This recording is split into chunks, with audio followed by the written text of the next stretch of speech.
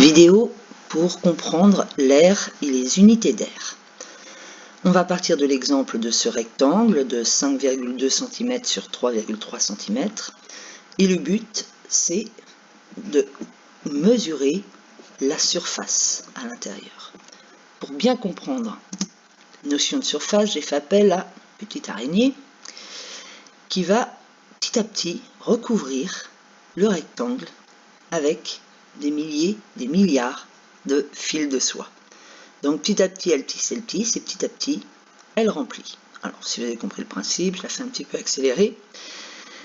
Et elle remplit toute la surface avec ses fils de soie. Merci, petite araignée. Alors, comment mesurer le nombre de fils de soie qu'on a mis à l'intérieur de la surface? C'est beaucoup trop fin pour les compter, donc on change d'unité.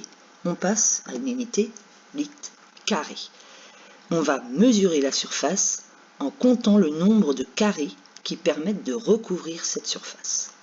J'ai d'abord commencé par des carrés de 1 cm de côté. J'ai pu en faire rentrer 5 dans ce sens-là, 3 dans l'autre sens, ce qui me fait un total de 15 cm carrés, c'est-à-dire 15 carrés de 1 cm de côté.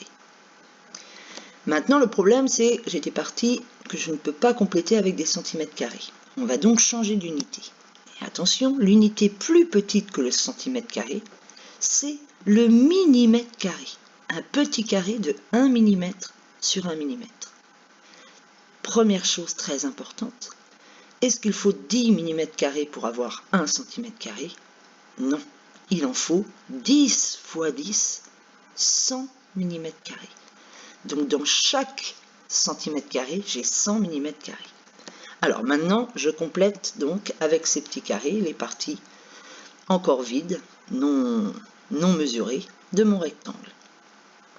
Alors, c'est tout petit les millimètres carrés, il en faut beaucoup pour remplir, pour couvrir toute la surface.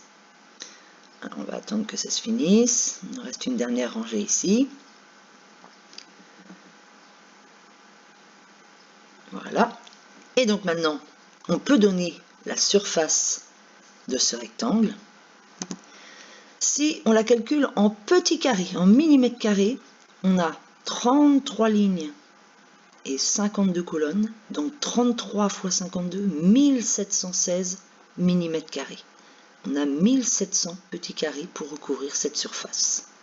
Si on reste en centimètres carrés, on a vu que les centimètres, ce sont des nombres rationnels, donc on peut les écrire sous forme décimale. 3,3 multiplié par 5,2, on obtient 17,16 cm², c'est-à-dire 17 grands carrés, comme ça, et 16 petits carrés, comme ça.